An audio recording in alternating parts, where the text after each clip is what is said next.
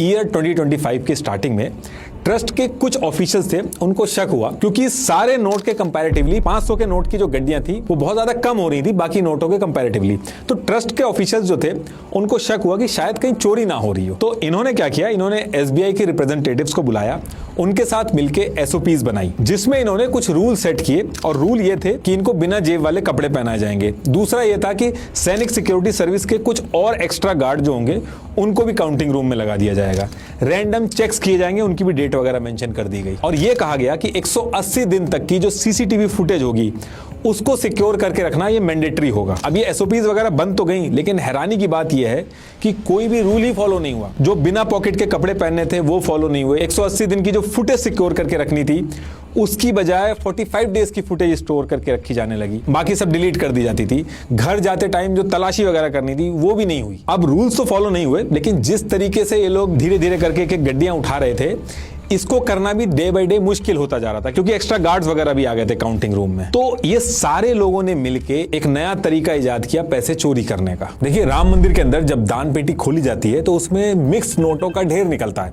इसमें 10 के, 50 के, 500 के सारे नोट मिक्स रहते हैं। तो पहले इनको छांट के अलग अलग गड्डियां बनाई जाती हैं और फिर हर गड्डी में ठीक 100 नोट रखे जाते हैं और फिर उसके बाद गड्डियां गिनी जाती है ताकि नोट गिनने में आसानी हो। मान लो अगर एक 500 रुपए की गड्डी है तो उसमें 500 के 100 नोट होंगे, मतलब कि 50,000 रुपए होंगे। तो इस चीज के अंदर इन लोगों ने क्या तरकीब निकाली, जो 100 नोटों की अलग अलग गड्डियां होती थी उन गड्डियों में इन्होंने 100 की जगह 100 से ज्यादा नोट डाल दिए, 120 नोट डाल दिए। अब इससे हुआ ये कि मान लो अगर 500 रुपए की गड्डी है उसमें 100 नोट होने चाहिए थे तो उसकी जगह इन्होंने 120 नोट डाल दिए, तो उसमें 50,000 की जगह 60,000 रुपए हो गए। लेकिन ऊपर से जब वाउचर बन रहा है तो उसके ऊपर 50,000 ही लिखा जा रहा है जबकि उसके अंदर 60,000 है। काउंटिंग में उनको 100 नोटों की गड्डियां समझ के काउंट किया जा रहा है। उसमें किसी को यह नहीं पता कि उसके अंदर 120 नोट डाल रखे हैं। और इन गड्डियों का जो वाउचर बनाया जाता था इसका काम अनुकल्प मिश्रा के पास था।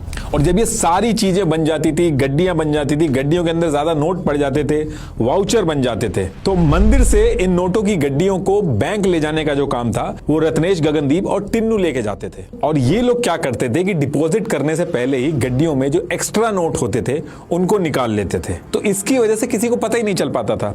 मंदिर के अंदर 120 नोटों को 100 नोट का वाउचर लगा दिया जाता था और बैंक में 100 नोट जाके जमा कर दिए थे और बीच में जो 20 नोट थे उनको बीच में निकाल लिया जाता था। और बैंक में डिपॉजिट करने के बाद जब ये वापस आते थे तो एक जगह डिसाइड करके भगवान राम के चढ़ावे के पैसे को आपस में बांट लेते थे। और काफी महीनों तक हर दिन ये काम ये लोग करते रहे। लेकिन मार्च 2026 आते आते एसबीआई को डोनेशन काउंटिंग प्रोसेस में सस्पिशियस एक्टिविटी दिखने लगती है कि कुछ तो इस सिस्टम में गड़बड़ चल रही है। तो सेम डे एसबीआई ने जो ट्रस्ट था उसको रिटर्न में एक सजेशन दिया कि ये जो स्टाफ काउंटिंग कर रहे हैं हमें इनको रिप्लेस करके किसी और स्टाफ को रख लेना चाहिए ताकि ये जो चोरी और घपले का डर है ये खत्म हो जाए। लेकिन अनिल मिश्रा और चंपत राय इस चीज को करने के लिए साफ मना कर देते हैं और इनके जो लोग थे जो काउंटिंग कर रहे थे वो एज इट इज काम करते रहते हैं। तो एसबीआई जो था वो स्टाफ तो नहीं चेंज कर पाया, लेकिन कुछ ऑफिशियल्स ने मई 2026 के एंड में इन्होंने क्या किया, काउंटिंग रूम में जो मेन कैमरास लगे हुए थे उनकी लोकेशन तो हर किसी को पता थी, उसके साथ इन्होंने हिडन कैमरा छुपा के लगा दिए ताकि इस काउंटिंग रूम के अंदर चल क्या रहा है उसके बारे में पता चल सके। अब हिडन कैमरा ये लोग काउंटिंग रूम में लगा के चले जाते हैं और फिर 4 जून 2026 को ये जो इन्होंने हिडन कैमरा लगाए थे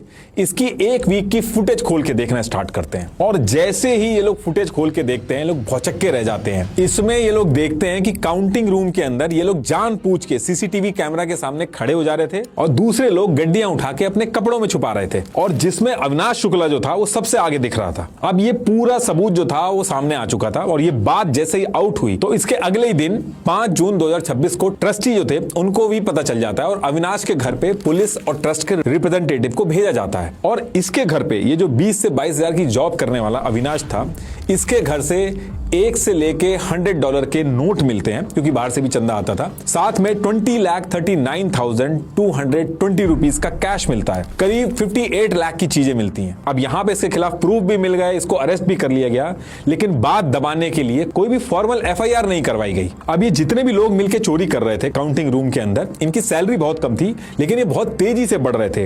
ये लोग अपना घर बनवा रहे थे। जैसे लव कुछ, जिसकी सैलरी सिर्फ 12,000 रुपए थी, इसने 25 लाख रुपए लगा के 2 मंजिला घर बनवाना शुरू कर दिया था। ये उसकी फोटो है। तो इन सारी चीजों को देखते हुए जो इनके साथ के लोग थे जो चोरी नहीं कर पा रहे थे, ये इनसे चिड़े हुए थे। तो हिडन कैमरा वाली बात जिस दिन खुली, इसके 2 दिन बाद मंदिर के स्टाफ में से ही एक आदमी था, ये समाजवादी पार्टी के लीडर पवन पांडे के पास जाके ये सारी चीजें बता देता है। और फिर समाजवादी पार्टी के चीफ अखिलेश यादव ट्वीट करके ये पूरा मुद्दा दुनिया के सामने उठा देते हैं और सेम डे के अंदर ये मुद्दा नेशनल न्यूज बन जाता है। Allegations of corruption have shaken one of the country's most sacred sites, the Ram Mandir. The question is simple: was public trust betrayed in the name of faith? And if so, who is responsible?